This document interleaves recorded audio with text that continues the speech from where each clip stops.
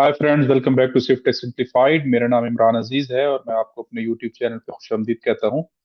आज की वीडियो में हम बात करेंगे बहुत ही इंपॉर्टेंट रूल की, और ये लास्ट रूल है ओपन कम्पिटिटिव बिडिंग मेथड के अंदर।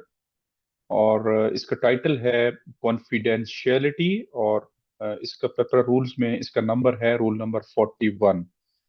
सो पेपरा चाहता है कि बिडर्स की तमाम इंफॉर्मेशन जो उन्होंने दी है ड्यूरिंग एवेल्युएशन प्रोसेस वो कॉन्फिडेंशियल रहे और किसी किस्म की कॉन्फिडेंशियलिटी ब्रीच ना हो।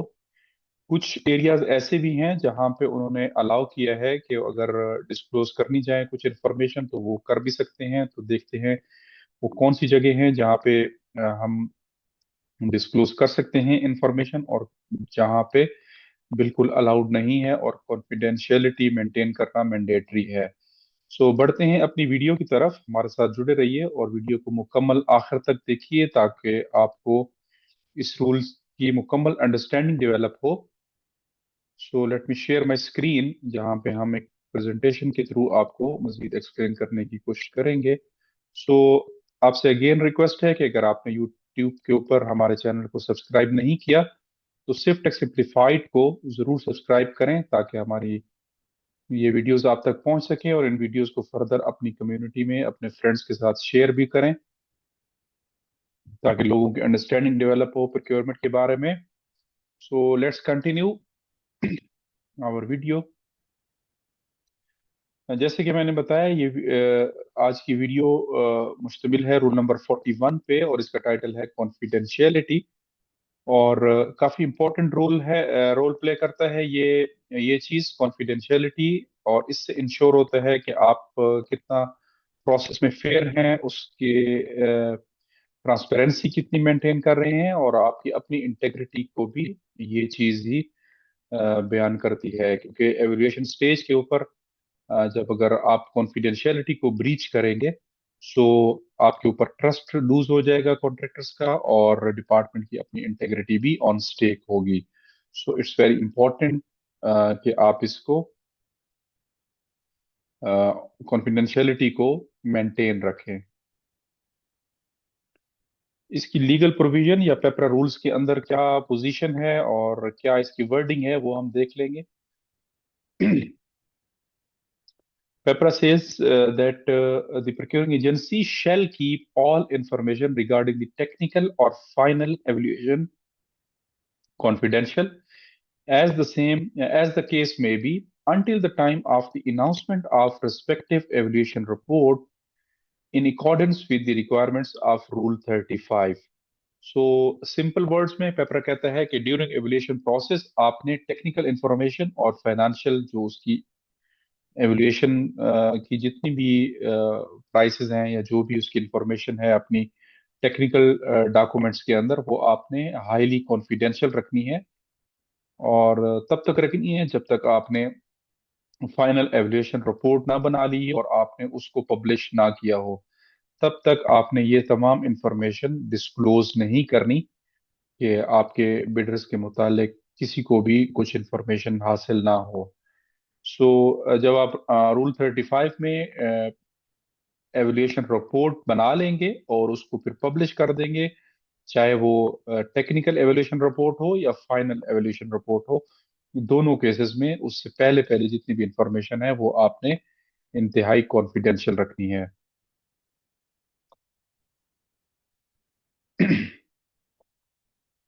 सिंप्लीफाइड मैनर में अगर इस रूल को देखा जाए तो इंफॉर्मेशन मस्ट रिमेन कॉन्फिडेंशियल। हर किस्म की इंफॉर्मेशन कॉन्फिडेंशियल रहनी चाहिए।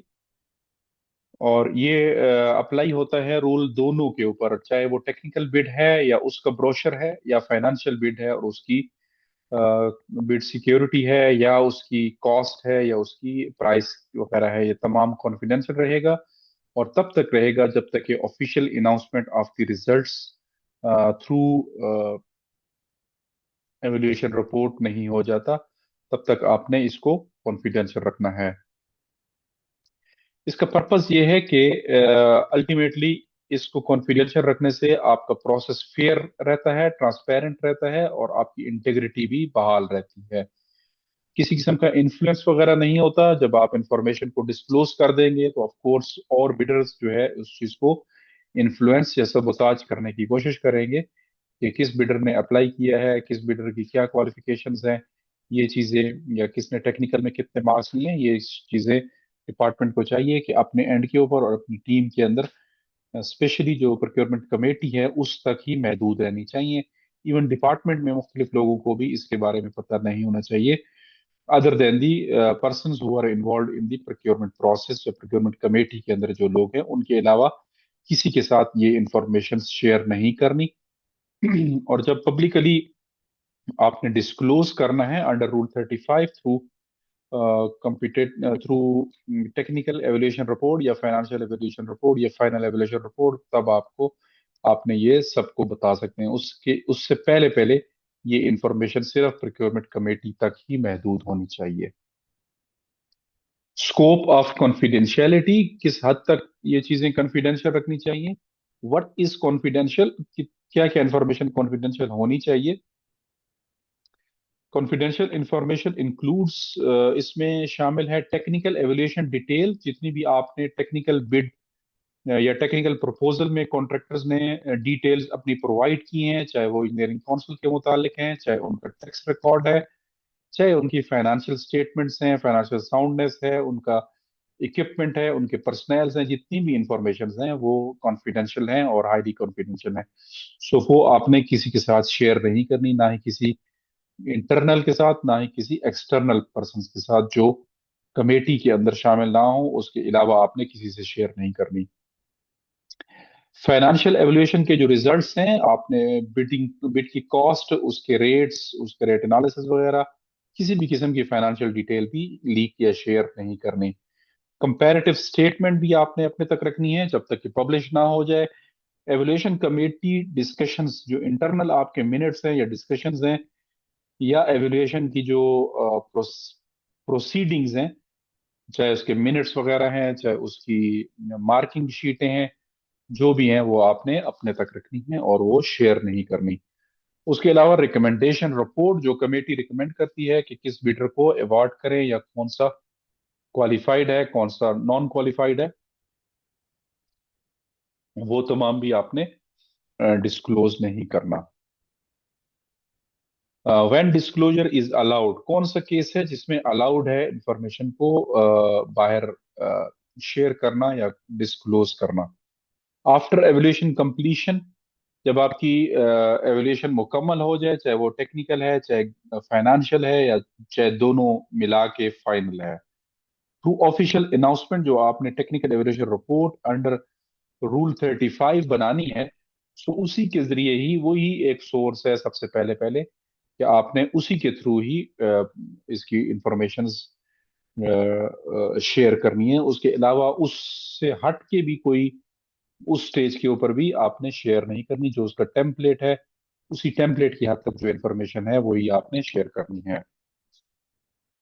वाई लिमिट लिमिट निगोशिएशंस, ये क्यों बैन कर रहे हैं निगोशिएशंस को, और इसका time why it, to prevent the corruption. Of course इससे फिर मैनिपुलेशन होगी और करप्शन करप्ट प्रैक्टिसेस वगैरह प्रिवेल होंगी। फेयरनेस इंश्योर होगी अगर आपने लिमिट किया हुआ है इंफॉर्मेशन शेयरिंग को, और ट्रांसपेरेंसी में मेंटेन होगी, और अल्टीमेटली कंपटीशन जो है वो प्रोटेक्ट होगा और इंश्योर होगा। ड्यूरेशन में, ओपनिंग ऑफ द बिड के वक्त आपके पास इंफॉर्मेशन सबसे पहले रिवील होती है। सो वहां से लेकर आपने अनाउंसमेंट ऑफ एवल्यूशन रिपोर्ट तक, ये जो जितना पीरियड है, ओपनिंग डेट से लेकर अनाउंसमेंट डेट तक, इसके दौरान जितना भी पीरियड है, इस दौरान जितनी भी इंफॉर्मेशन, चाहे इंटरनली आपके आपकी प्रोक्योरमेंट कमेटी में डिस्कशंस हुई हैं, चाहे कोई इंफॉर्मेशन आपने एक्सटर्नली दोबारा मांगी है, या कोई भी किसी किस्म की अप्रूवल्स हैं, किसी किस्म की डिस्कशंस हैं, कोई डिसीजंस हैं, वो सारे आपने अपने तक रखने हैं और उसको शेयर नहीं करने। Objectives of rule 41, ultimately to prevent undue influence. इसका मकसद यही है, पेपराइज को कॉन्फिडेंशियल रखना चाहता है कि अनड्यू इन्फ्लुएंस ना हो कमेटी के ऊपर और एम्प्लॉयर के ऊपर। इंश्योर इम्पार्शियल एवल्यूएशन, आपकी एवेल्यूएशन इम्पार्शियल रहे और किसी भी किस्म की बाइसनेस उसके अंदर शामिल ना रहे, और कम्पिटेटिव फेयरनेस मेंटेन हो, और अल्टीमेटली आपके प्रोसेस की इंटेग्रिटी और आपकी अपनी इंटेग्रिटी भी ऑन स्टेक ना रहे और इंश्योर हो जाए। लिंकेज विद अदर रूल्स, इस रूल का ताल्लुक ज़ाहिर बात है दूसरे रूल्स के साथ भी है, क्योंकि हमने रूल 36 से ये प्रोसेस स्टार्ट किया जब आपने बिडिंग प्रोसीजर्स हमने डिस्कस किए थे। Single stage 1 envelope, single stage 2 envelope, single stage bidding procedure, और बाकी हमने जो चार single stage, two stage 2 envelope और टू स्टेज बिडिंग प्रोसीजर, ये चारों हमने डिस्कस किए। तो वहीं से ये चीज बेसिकली स्टार्ट हुई है हमारा प्रोसेस।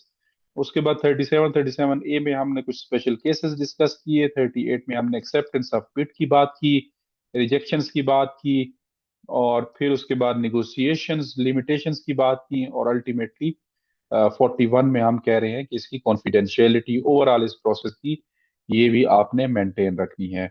ऑडिट के पॉइंट ऑफ व्यू से और कुछ रिस्क भी एसोसिएटेड हैं इसके साथ, ऑडिटर्स इसको काफी सीरियसली देख रहे हैं, और confidential handling of record auditors चाहते हैं कि ये आपके एंड के ऊपर इंश्योर हो कि आपका रिकॉर्ड जितना भी है, चाहे इंटरनल रिकॉर्ड है, चाहे कॉन्ट्रैक्टर्स या सप्लायर्स का रिकॉर्ड है, वो सारा कॉन्फिडेंशियल रहे और कोई भी शेयरिंग ना हो। कंट्रोल्ड एक्सेस टू एवल्यूएशन डाटा, जितना भी आपने एवल्यूएशन क्राइटेरिया बनाया था उसके मुताबिक जो कमेटी ने एवल्यूएशन की है और उस दौरान जितनी डिस्कशन हुई हैं, जो डाटा हुआ है वो सारा कंट्रोल्ड रहे। डॉक्यूमेंटेड कम्युनिकेशन ट्रायल, जो आपकी मिनट्स हुए हैं, कोई ईमेल शेयरिंग हुई है, आपस में जो डिस्कशन हुई है या अप्रूवल की तरफ फाइल वगैरह गई है, वो भी सारी डॉक्यूमेंटेड भी हो और वो कॉन्फिडेंशियल रहे। रिस्क ऑफ नॉन कंप्लायंस, अगर इसको कॉन्फिडेंशियल ना रखें तो या कंप्लायंस ना करें इस रूल की, तो कौन कौन से रिस्क एसोसिएटेड हैं अगर कॉन्फिडेंशियलिटी ब्रीच हो जाए। सो लीगल कॉम्प्लिकेशंस पैदा हो सकती हैं आपके खिलाफ। कॉन्ट्रैक्टर्स जो है वो कोर्ट ऑफ लॉ में या अथॉरिटी में जा सकते हैं कि उनकी इंफॉर्मेशन बिफोर हैंड शेयर हो गई है। और लॉस ऑफ ट्रांसपेरेंसी, अल्टीमेटली आपका प्रोसेस ट्रांसपेरेंट नहीं होगा और कॉन्फिडेंट भी आपके ऊपर नहीं रहेगा, और अल्टीमेटली इससे नुकसान ये होगा कि वैल्यू फॉर मनी अचीव नहीं होगी, और कंपटीशन भी मेंटेन नहीं रहेगा, और फेयरनेस नहीं आएगी। मैनिपुलेशन के रिस्क बढ़ जाएंगे, करप्शन के रिस्क बढ़ जाएंगे, लिटिगेशंस आ जाएंगी, और इंस्टीट्यूशन की क्रेडिबिलिटी जो है वो ऑन स्टेक होगी और उसको डैमेज होने का खतरा है। बेस्ट प्रैक्टिसेस जो एजेंसीज के एंड के ऊपर है कि एवल्यूएशन स्ट्रिक्टली कॉन्फिडेंशियल रखें, एक्सेस टू एवल्यूएशन कमेटी ओनली। जिस तरह मैंने पहले भी कहा कि इस सारे प्रोसेस की एक्सेस सिर्फ और सिर्फ कमेटी मेंबर्स तक होती है, या उसके बाद जब आप अप्रूवल स्टेज के ऊपर जाते हैं तो फिर आप अपने हायर अप्स से जिन्होंने अप्रूवल देनी है उनके साथ आप डेटा शेयर कर सकते हैं। But before publication of the evaluation report, access is only allowed and granted to the evaluation committee or procurement committee. None other than the committee can even see the documents, और उसको access नहीं होती। Avoid informal verbal disclosures, हाँ verbal discussions भी ना करें office में या कहीं बाहर भी इस बारे में कि यार कौन विनर है, किस किस ने पार्टिसिपेट किया, सारी चीजें कॉन्फिडेंशियल होनी चाहिए। सिक्योर ऑल एवल्यूएशन रिकॉर्ड्स, जो भी आपका ड्यूरिंग एवल्यूएशन जितनी भी मिनट्स होते हैं, जिसकी भी स्कोरिंग शीटें होती हैं, रफ वर्क होता है, वो सारा आपने सिक्योर और लॉक एंड इसमें रखना है, की में रखना है। Use official channels only, official channel अगर आपका लेटर के थ्रू है तो आपने उसी को करना है, ईमेल के थ्रू है तो आपने उसी को करना है। तो जो भी आपका ऑफिशियल चैनल है उसी को ही यूज करें इंटरनल और एक्सटर्नल कम्युनिकेशन के लिए। और अल्टीमेटली आपने अंडर रूल 35, वो क्रिटिकल है, हमने डिस्कस भी किया था, इन रिजल्ट्स को आपने अनाउंस करना है थ्रू एवल्यूएशन रिपोर्ट। कॉन्ट्रैक्टर्स को चाहिए कि वो कॉन्फिडेंशियल इंफॉर्मेशन के पीछे ना जाएं और ना ही उनसे पूछे बार बार, ना ही उनसे किसी किस्म के इल मैनर्स यूज करके इस इंफॉर्मेशन को हासिल करने की कोशिश करें, ना ही इन्फ्लुएंस करें कमेटी को या उनके किसी मेंबर को अप्रोच करने की कोशिश करें, क्योंकि ये बैड प्रैक्टिसेस में आता है और इवन करप्ट प्रैक्टिसेस में आता है। Rely on official information only, जब तक एम्प्लॉयर की तरफ से इंफॉर्मेशन सब शेयर ना हो, और मिस इन्फॉर्मेशन के ऊपर यकीन ना करें, और सिर्फ ऑफिशियल चैनल और ऑफिशियल इंफॉर्मेशन के ऊपर ही रिलाय करें। मेंटेन फॉर्मल कम्युनिकेशन, जिन जो पॉइंट ऑफ कांटेक्ट है आपका एम्प्लॉयर के साथ, एम्प्लॉयर के ऑफिस में, कमेटी मेंबर या उसका सेक्रेटरी कमेटी का, उसके साथ ही आपने कम्युनिकेशन मेंटेन करनी है और इन राइटिंग करनी है, वर्बल ना हो। Submit complete at compliant bids, respect fair competition. So इन चीजों का आपने ख्याल रखना है। आप जितनी भी सबमिशन हो वो कंप्लीट होनी चाहिए और आपने रूल्स का ख्याल करना है। Excuse me. और की टेक अवेज, कॉन्फिडेंशियलिटी मैंडेटरी है, ये किसी की ऑप्शन नहीं है, क्योंकि शेल के साथ ये रूल यूज हुआ है। इंटायर एवोल्यूशन स्टेज, जब आपने बिड ओपन की और आपने under rule 35 bid results publish किए, इसके दौरान जितना भी पीरियड है या जितना भी रिकॉर्ड है वो कॉन्फिडेंशियल है। ये उसके दौरान की बात हो रही है जब तक आपने रिजल्ट्स पब्लिश नहीं किए। और डिस्क्लोज करना है आपने सिर्फ और सिर्फ, फर्स्ट ऑफ ऑल, 35 रूल 35 के अंदर, जब आपने डिटेल शेयर करनी है थ्रू एवल्यूएशन रिपोर्ट। इससे अल्टीमेटली फेयरनेस और ट्रांसपेरेंसी इंश्योर होती है। ये था हमारा आज का लेक्चर, जिसमें हमने mainly evaluation information must remain confidential, confidentiality के बारे में पढ़ा है। और दोनों के ऊपर अप्लाई होती है ये कॉन्फिडेंशियलिटी, टेक्निकल के ऊपर भी और फाइनेंशियल एवल्यूएशन के ऊपर भी।